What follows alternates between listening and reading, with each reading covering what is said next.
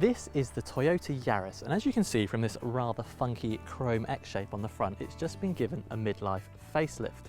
There are further changes under the skin, all to make it a credible rival to the Ford Fiesta and Volkswagen Polo.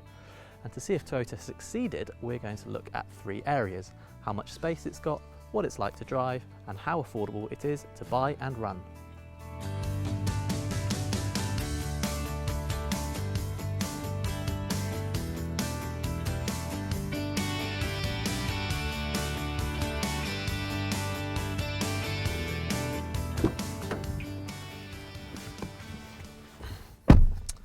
Obviously, the Yaris is quite a small car, but one of its strengths has always been its TARDIS-like interior, and as you can see, this latest model is no different. I've got a good amount of space here, and also worth noting is there's no lump in the floor here, which means if we slide across, there's quite a lot more space for a third person in the middle. The boot is not quite as impressive, matching rather than beating the Yaris's rivals.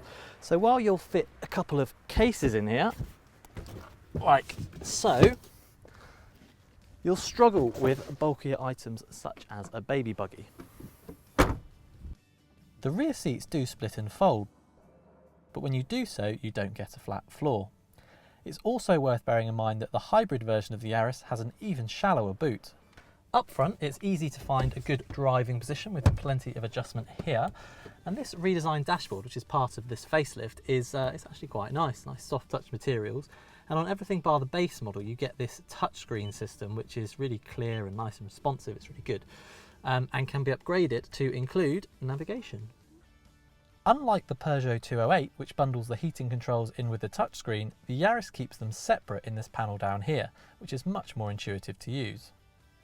An improved dash layout, a roomy interior for such a small car, and a boot that's the same size as its rivals helps the Yaris to score 7 out of 10 when it comes to space.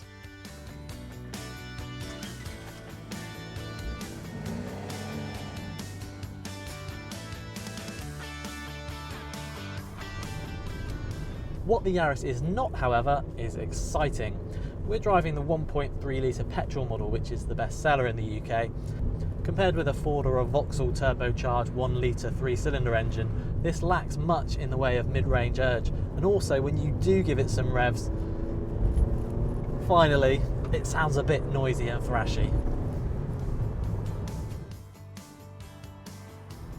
The controls are really light, particularly the accelerator and the clutch, although that can make the Yaris quite easy to stall when you first start driving it. The gearbox is also really precise and it's very easy to move around.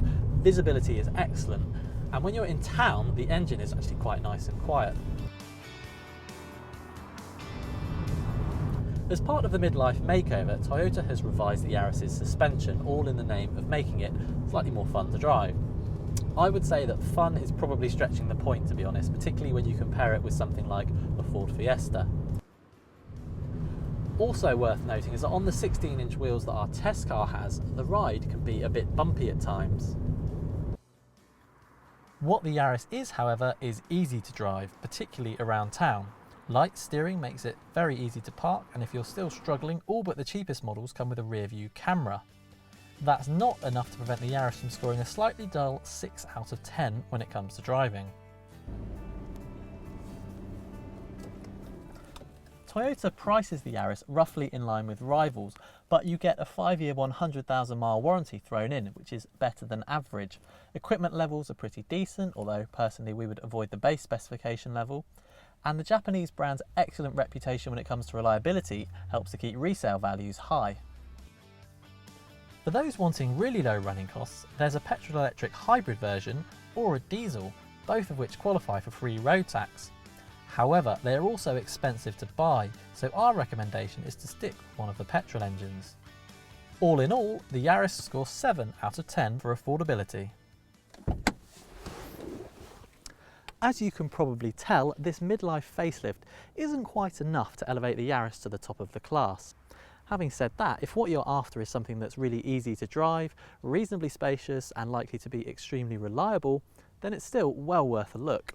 It gets an overall score of 6 out of 10. Before you go, please do subscribe to our YouTube channel by clicking here, and go to the Telegraph Cars website for more reviews and advice by clicking here.